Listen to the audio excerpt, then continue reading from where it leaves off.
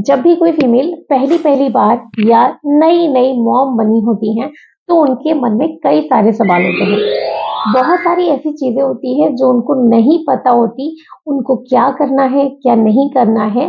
उन्हीं में से एक सवाल उनके मन में हमेशा रहता है कि डिलीवरी के बाद वो संबंध कब बना सकती हैं, कब संबंध बनाना उनके लिए सेफ रहता है और इसमें हमें किस बातों का ध्यान रखना है।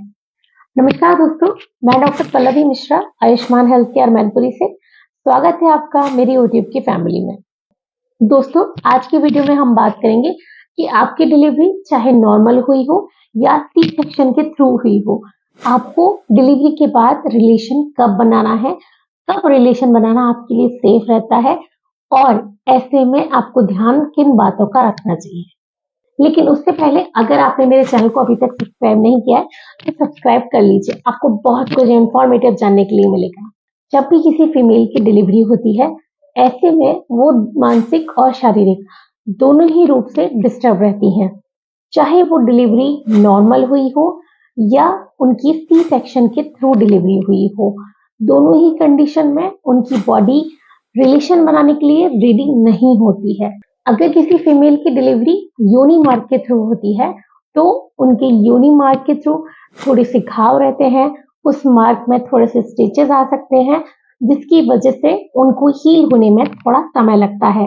वहीं अगर किसी फीमेल की डिलीवरी सी सेक्शन के थ्रू यानी कि ऊपर से पेट को काट कर उसमें से बेबी को डिलीवर किया गया है, उसके बाद वहां पर स्टिचेस आए हैं, तो ऐसी कंडीशन में भी उनको हील होने में समय लगता है।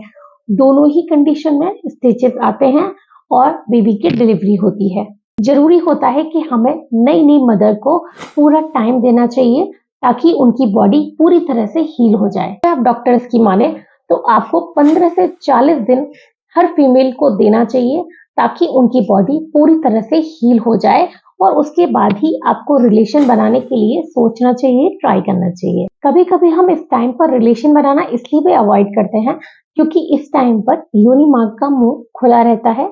हमें अलग अलग तरीके के डिस्चार्ज हर 5 से 15 दिन में देखने के लिए मिलते हैं।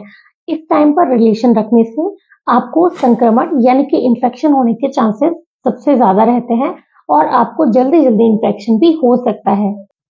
वहीं अगर हम दूसरी तरफ देखें कि जब हम कंसीव कर लेते हैं तो 9 मंथ में हमारा जो यूट्रस होता है, हमारी जो बच्चेदानी होती है, उसका जो साइज है वो हमारी बेबी की शेप को लेते हुए काफी ज्यादा बड़ा हो जाता है, तो उसको सिकुड़ने में भी समय लगता है।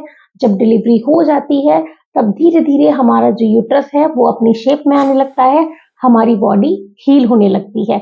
तो इसलिए भी हमें अपनी बॉडी को टाइम देना चाहिए ताकि हमारी बॉडी हील हो जाए और हम भी मेंटली और फिजिकली दोनों तरह से फिट हो जाएं। जनरली हम लोग 4 से 6 हफ्ते पेशेंट को बोलते हैं कि उनको रिलेशन बनाने अवॉइड रखना चाहिए इस टाइम पर ताकि हमारी बॉडी पूरी तरह से हील हो जाए।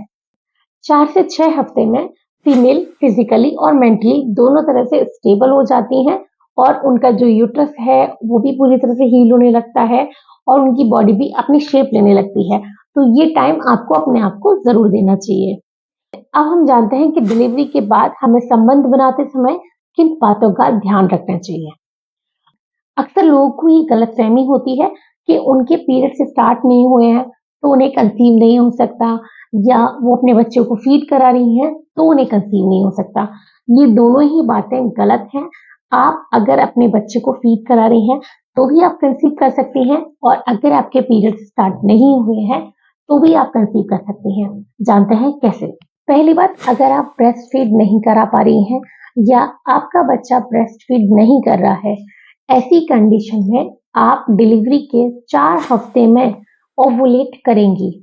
जी हाँ, 4 हफ्ते के अंदर आपकी बॉडी से, आपकी ओवरी से अंडा रप्चर होगा, एग जरूर निकलेगा और उसके 14 डेज बाद आपके पीरियड्स स्टार्ट भी हो सकते हैं। तो आपको ध्यान रखना है कि आप अपने डिलीवरी के बाद जब भी रिलेशन बनाए तो आप कंसीव कर सकती हैं। ऐसे में आपको कॉन्ट्रासेप्टिव्स का यूज जरूर करना है। दूसरी बात, अगर आप बच्चे को प्रॉपर फीड करा रही हैं, आपका बच्चा प्रॉपर फीड कर रहा है, 8 to 10 टाइम्स आप ब्रेस्ट फीड करा रही हैं, तो आप 6 महीने तक एकदम सेफ हैं। ऐसे में आप कंसीव नहीं कर सकती हैं। तीसरी बात, अगर आप अपने बच्चे को फीड तो करा रही हैं, लेकिन आपकी जो फीडिंग है, जो बच्चा फीड कर रहा है, वो प्रॉपर तरीके से नहीं कर पा रहा है, तो ऐसे में आप 3 महीने तक ही सेफ हैं। 3 महीने तक अगर आप रिलेशन बनाती हैं, तो आप सेफ रहेंगी बिना कॉन्ट्रासेप्टिव यूज किए। तो आपको 3 बातें याद रखनी है कि अगर आपका बच्चा प्रॉपर फीड कर रहा है, तो आप 6 महीने तक सेफ हैं। अगर आपका बच्चा प्रॉपर फीड नहीं कर रहा है, लेकिन फिर भी थोड़ा बहुत कर रहा है, तो आप 3 महीने तक सेफ हैं। और अगर आपका बच्चा बिल्कुल भी फीड नहीं कर पा रहा है, तो आप सिर्फ 4 हफ्ते तक सेफ हैं। 4 हफ्ते के बाद आपका ओवुलेट करेंगी और आप कंसीव भी कर सकती हैं। तो डिलीवरी के बाद आपको ध्यान रखना है कि आपको अपना रिलेशन कैसे प्लान करना है। इसके लिए आपको अपने डॉक्टर से भी ज़रूर सलाह लेनी चाहिए कि आपको कब संबंध बनाना चाहिए, कब नहीं बनाना चाहिए और आपकी बॉडी किस तरह से प्रिपेयर है, अभी प्रिपेयर हुई है या नहीं प्रिपेयर हुई है। तो आज की वीडियो में मैंने आपको बताया कि आपको अपना रिलेशन कब प्लान करना चाहिए और आपको रिलेशन के दौरान किन बातों का ध्यान रखना चाहिए। वीडियो अच्छा लगा हो तो उसे लाइक कीजिएगा, चैनल को सब्सक्राइब जरूर कीजिएगा। Thank you very much.